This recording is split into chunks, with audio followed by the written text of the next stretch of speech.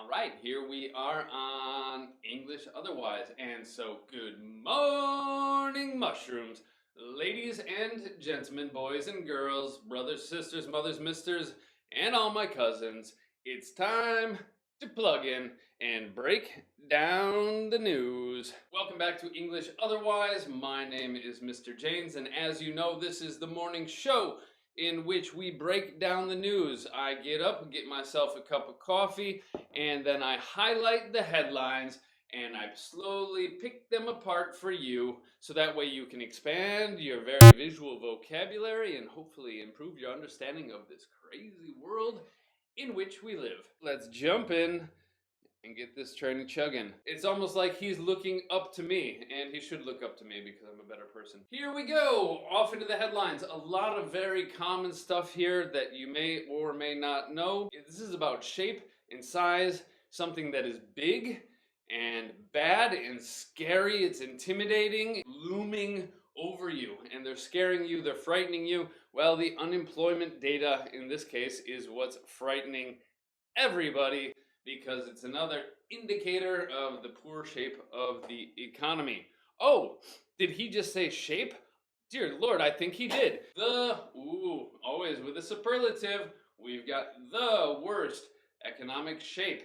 To be in shape, to be in a condition, to be in a particular state. We use it for our bodies. To be in good shape, to be in good condition. The condition that the economy is in, and because of this big, scary unemployment data, things aren't looking so good. A French doctor treated a COVID-19 patient in December. To treat somebody, or to treat yourself even, just means to behave in a particular way towards someone.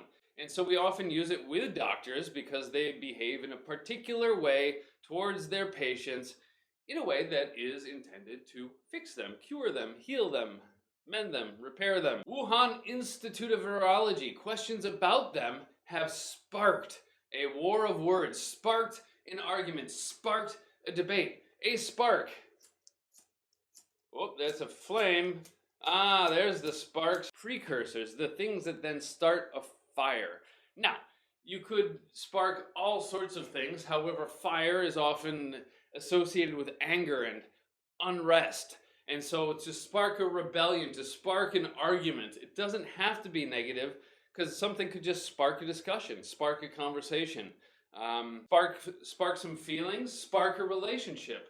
Either way, that spark is the little thing that gets the ball rolling, that gets the fire burning. It's funny, it's cute, it's sadly true. Everywhere in the headlines, reduce passive, in this case, past tense passive. A woman was jailed for opening her salon, a salon we don't know. Who was she jailed by? Was it by her English teacher? Who puts people in jail? Usually, same with like arrested, the police. And especially excited me to see it in the headlines today, because yesterday we had the phrasal verb to wind down and to wind up. And the past tense of to wind is wound. Wow. Wound. But it's spelled the same here as wound.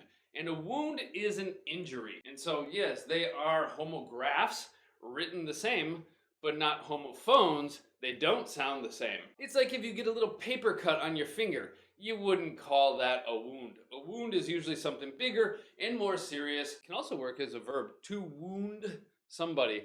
And so we could say like, oh, that situation wounded my pride. Old wounds are reopening in Europe and threatening its economic recovery efforts.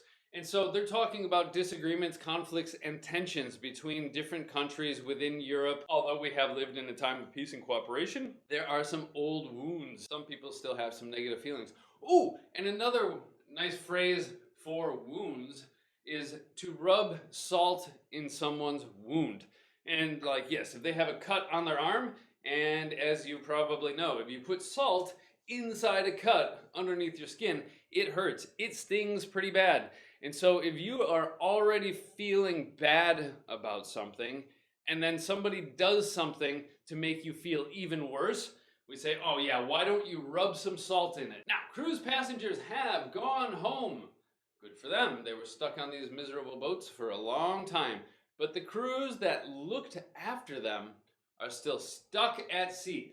They cannot leave. They're still on their boats. Bummer. But to look after somebody means to care for someone, to behave or treat people in a certain way to ensure or to make sure that they stay healthy, they stay happy, etc. Risking their own well-being in order to provide health and happiness as much as possible to the passengers now stuck. We've had in virtually every broadcast, and so you can always go back and watch that. Contradicts, seems like that comes up every day in the news as well. All right, 3 Marines. That's a particular type of soldier for the US. We got Army, Navy, Marines, etc. 3 Marines step in to restrain an unruly passenger. To step in is to become involved in something. It's like you're over here just kind of twiddling your thumbs, la-di-dee, la-di-da, minding your own business, and there's something going on over here, and you're just like, whoa, whoa, whoa, hold on a second, time out, folks. And so to step into a situation is to become involved in it. To restrain is to bring under control, often in this case very physically because it's an unruly passenger. And to restrain a person is to hold them tight so that way then they can no longer move. Restrain ourselves, or another good idiom, say hold your tongue.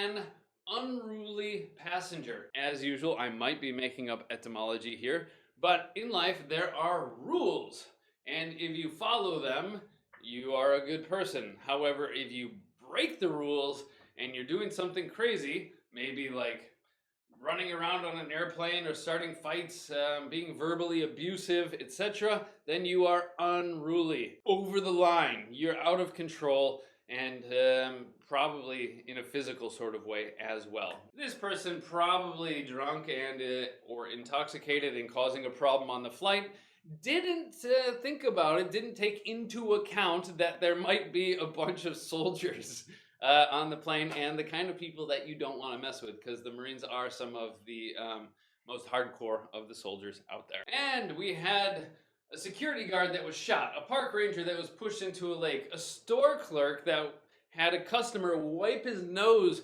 on her shirt, and now we've got customers shot, 2 McDonald's employees after being told to leave the restaurant due to coronavirus restrictions. Probably social distancing.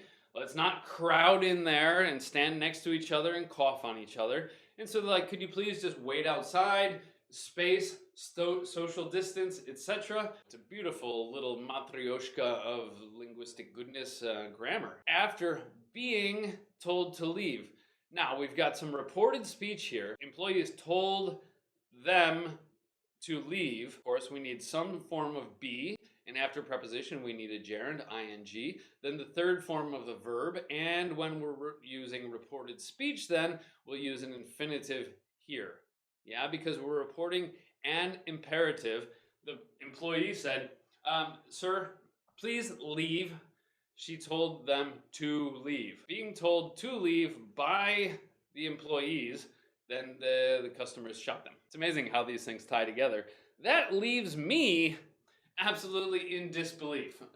If you are in disbelief, it means that you can't understand something. You are completely shocked and you're unable to believe it. To be left in disbelief. Now, we can make fun of somebody trying to hurt their feelings, or we can just kind of be like, as we say, like elbowing them or ribbing them, because when you elbow somebody, it hits them in the rib, and we're poking fun. You're just kind of teasing them in a playful way, especially because, see, they're brothers. You poke. Boop, boop. Make fun of, poke fun at. Adele has returned to Instagram with a bang. To return with a bang, to do something with a bang, to do anything with a bang. All right, I've got my piece of wood. There's a radiator over here. I think you can hear that. That was a bang. I probably just frightened my puppy in the next room. A bang is a sudden, loud noise, and if you do something with a bang, it often surprises people and or shocks them and gets their attention. We got struggle in here pretty much every day. A routine is a series of tasks that are performed in a particular way. Like my morning routine, I wake up, I start the coffee, then I highlight the news, then I take screenshots, I put da da da da da da. You do the same thing in a certain way, in a certain order every day. That is a routine. It turns into an adjective, and so something can be very challenging when you first try to start doing it, but as you get used to doing it, then it becomes routine. Arctic dinosaur may have crossed, we don't know for sure, but may have crossed between Asia and America to dominate the North. To dominate something just means to have power over it or to control something.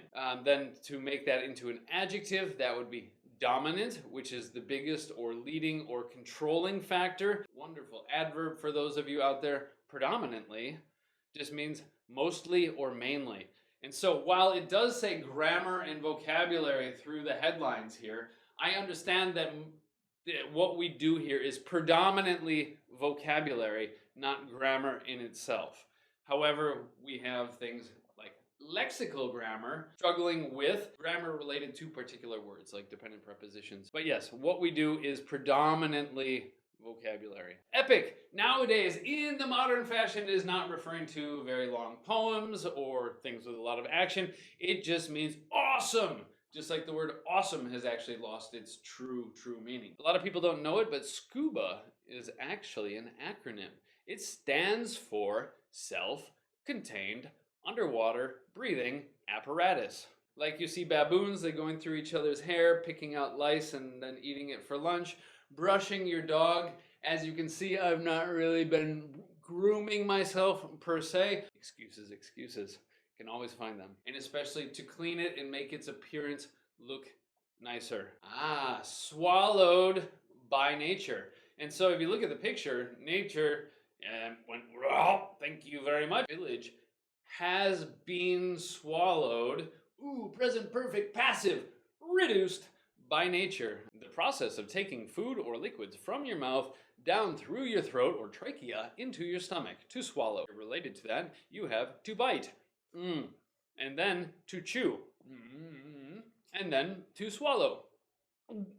Remember, always chew before you swallow. Otherwise, you could have problems. You could choke. Remote. Now, this word has become more and more common, and more people know the meaning of it because we are all working remotely.